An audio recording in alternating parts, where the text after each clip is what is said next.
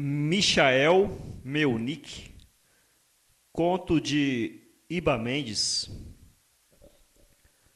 Tinha 21 anos quando chegou ao Brasil. Viera da Alemanha em 1948, após os horrores da Segunda Guerra Mundial. Nasceu no dia 27 de maio de 1927, numa pequena cidade do interior da Romênia, filho de uma jovem meretriz, que o concebeu no próprio bordel, onde oferecia seus serviços desde os 15 anos de idade. Não conhecer o pai, que a mãe dizia tratasse de um soldado do Exército Nacional, o qual fora defender o país contra a invasão dos russos e que nunca mais voltara. Durante o período do Estado Nacional Legionário, sob o governo de Ion Antonescu, a Romênia aliou-se a Hitler. Nessa época tinha Michael 14 anos e não nutria de qualquer sentimento nacionalista pelo país onde nascera. O que ele queria mesmo era lutar ao lado dos soldados alemães, pelos quais tinha devotada admiração. Por ser menor de idade e a lei não permitir que se alistasse, consultou o padre da cidade, que logo tratou de torná-lo apto para o combate, alterando o ano do seu nascimento no batistério. Foi assim que ingressou na guerra, não como soldado, mas como ajudante num dos restaurantes que serviam comida ao exército alemão. Ao fim do conflito, juntou-se ele a um grupo de imigrantes italianos, vindo com estes para o Brasil, onde conheceu a fresca e bela Elizabeth, uma jovem imigrante alemã que também viera no fluxo migratório do pós-guerra. Casaram-se no ano seguinte. Não se amavam, suportavam-se. Michael era dotado de um gênio tempestuoso, ciumento e sovina.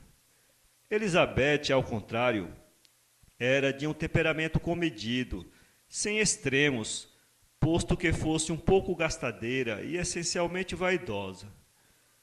Os azedumes tornaram-se constantes, já no início do casamento, agravando-se no decorrer dos dias, com permanentes crises de ciúmes por parte dele, que passou a desconfiar da mulher pelos mais simples gestos. Da desconfiança transitou para os insultos, e deste para as agressões físicas, que vieram acompanhadas de severas regras, como a proibição de sair de casa sozinha e de conversar com os vizinhos, seja lá quem fosse. Sentindo-se acuada e humilhada na sua dignidade de mulher, ela ameaçava deixar tudo e ir embora para a casa dos pais, pois já não aguentava mais aquela vida, ao que ele reagia com uma chuva de impropérios e outras censuras injuriosas. Era sexta-feira, quando chegou e encontrou a casa vazia. Elizabeth tinha se retirado para o lar paterno, levando consigo roupas e alguns objetos de uso pessoal. Desesperado e com os olhos acesos de ódio, decidiu buscá-la e trazê-la de volta, ainda que à força. Entretanto, não se sabe se por temor ou se por alguma estratégia que aprendera na guerra, chegou à casa do sogro com a serena fisionomia de um manso cordeiro. Em vez de gritar e vociferar palavrões, como costumava fazer em seus frequentes acessos de cólera, conteve-se e, num gesto de extrema humildade, ajoelhou-se entre lágrimas aos pés da mulher e lhe implorou perdão. Prometeu-lhe isso e aquilo, ao que ela cedeu, porém ademoestando-o de que seria apenas pela última vez. Os meses seguintes foram de paz e tranquilidade entre o casal. Michael cumpria exemplarmente seu papel de bom marido, tratando a mulher com um zelo até então nunca visto. E foi nessa atmosfera de harmonia conjugal que veio ao mundo o primeiro rebento, uma linda e robusta menina, a quem deram o nome de Ingrid, que foi uma homenagem da esposa à avó materna, a qual morrera nos arredores de Berlim, por ocasião da ofensiva soviética, no início de 1945. As coisas iam assim até que, no lance repentino, ele começou a implicar com as feições da menina, as quais em nenhum aspecto lhe assemelhavam.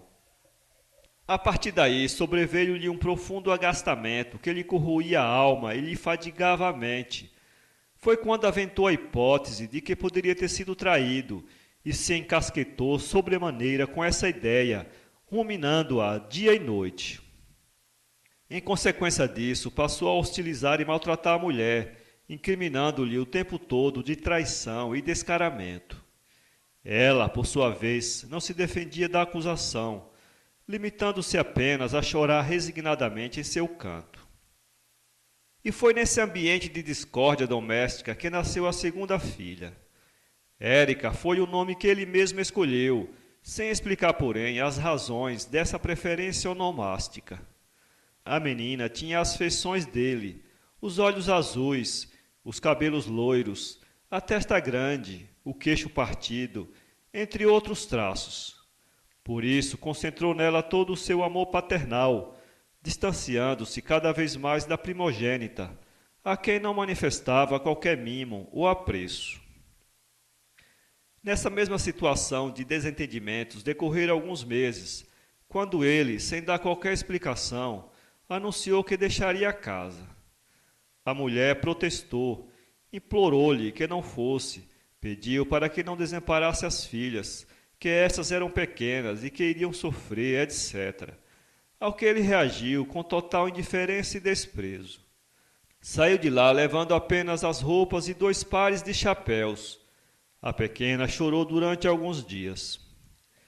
Semanas depois, chegou ao conhecimento da mulher que o marido estava entocado no meretrício, onde vivia dissolutamente sob os tratos de uma prostituta velha, uma sexagenária e mãe de santo, muito conhecida no bairro pela maestria dos seus despachos e pela fama de destruidora de lares.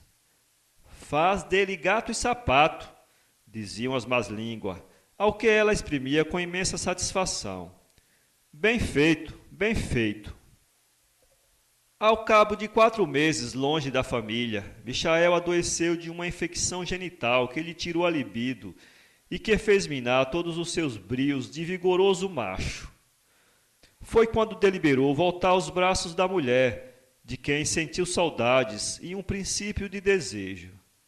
Nesse ínterim, porém, ela já se havia mudado para a casa de um parente no interior do Paraná, onde, segundo lhe disseram, tinha se amigado com um imigrante italiano, com o qual vivia feliz e esbanjando dinheiro e saúde. Triste e desconsolado, comprou ele uma casinha humilde num lugar ermo da cidade, onde passou a viver sozinho e onde todas as noites ruminava seus remorsos e desgostos. Foi ali que prosperou e envelheceu. Foi ali onde agonizou e morreu numa solidão desesperada. A filha, preferida, chegou na mesma noite de seu passamento.